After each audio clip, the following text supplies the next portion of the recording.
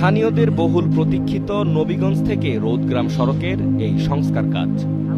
তবে কাজের কয়েকদিন যেতে না যেতেই অনিয়মের অভিযোগ তুলেছেন এখানকার স্থানীয়রা।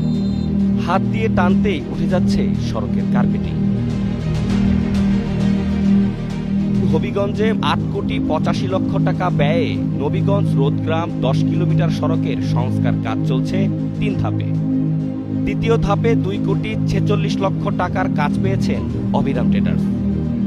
দ্বিতীয় ধাপের কাজ শেষ হওয়ার আগেই উঠে যাচ্ছে কার্পেটিং। এ নিয়ে স্থানীয়দের মাঝে দেখা দিয়েছে তীব্র ক্ষোভ।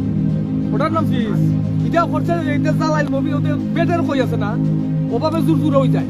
এরা কি তখন এরা টাকা উঠে ওই জায়গায় বইয়া বুঝছে না। চেয়ারম্যানটা ৩ দিন আইছি, ৩ দিন আনার পরও চেয়ারম্যানে শুনতে পাচ্ছে না।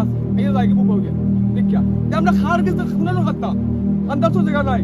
এখন আমরা হতইল আমরা খাসটা তো সুন্দর হয় না, খাপটা বন্ধ থাকুক। আসলে যে কার্পেটিং এর কাজটা করছে আসলে যে ভিটামিন জাতীয় একটা জিনিস আছে এই জিনিসটা দেওয়া হয়েছে না, ওই কারণে রাস্তার কার্পেটিং অটোমেটিক হাতে উঠে আসছে।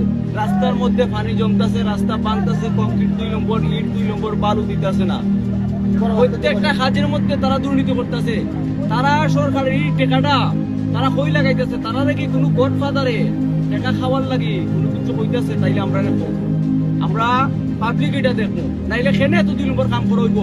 ১০ কিলোমিটার সড়কের মধ্যে ৩ কিলোমিটার অংশের কাজ করছে অবিরাম ট্রেডার্স। সড়ক সংস্কারের এই কাজটি প্রতিদিন উপজেলা ও জেলা প্রশাসনের তদারকিতে চলছে। তবে উদ্দেশ্য প্রণোদিতভাবে কয়েকজন তার এই কাজে বাধা দিচ্ছে বলে অভিযোগ করেন ঠিকাদার অবিরাম দাস। এখানে ১০ কিলো রাস্তা, আমি এখানে ৩ কিলো রাস্তা কাজ পাইছি আমার প্রতিষ্ঠান। আমি যথারীতি কাজটা করতেছি এবং যেভাবে ধরা আছে অফিস নিজস্ব মোতাবেক আমি কাজটি করতেছি। এখানে প্রতিদিন অফিসের তদারকি আছে, জেলা অফিসের তদারকি আছে, উপজেলা অফিসের তদারকি আছে, ওখানে স্টাফ নিয়মিত যায়। কিন্তু কিছু সংখ্যক লোক এখানে আমাকে জিজ্ঞাসা বিদ্বেষমূলক এবং হিংসামূলকভাবে আমাকে ডিস্টার্ব করতেছে।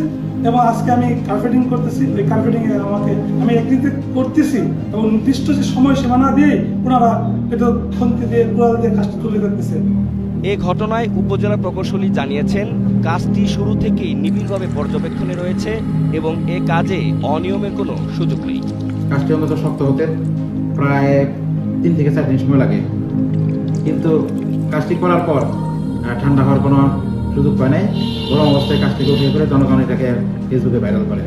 ঠিকাদারকে আমরা যথেষ্ট নির্দেশনা দিচ্ছি স্পেসিফিকেশন মোতাবেক যাতে কাজটা বাস্তবায়ন হয়, এবং আমরা এই বিষয়ে আমাদের অফিস এবং আমাদের জেলা অফিস যথেষ্ট সচেষ্ট আছে এবং আমরা নিয়মিতভাবে মনিটরিং করতেছি। এই বিষয়ে মানে কোনো অনিয়ম বা দুর্নীতি ওইরকম কোনো সুযোগ নেই। দ্রুত তদন্ত সাপেক্ষে প্রয়োজনীয় ব্যবস্থা গ্রহণ করবে সংশ্লিষ্ট ঊর্ধ্বতন কর্তৃপক্ষ, এমনটাই প্রত্যাশা এলাকাবাসীর। ইকবাল হোসেন তালুকদারের তথ্য ও ভিডিও চিত্রে ডেস্ক রিপোর্ট, কালের কণ্ঠ।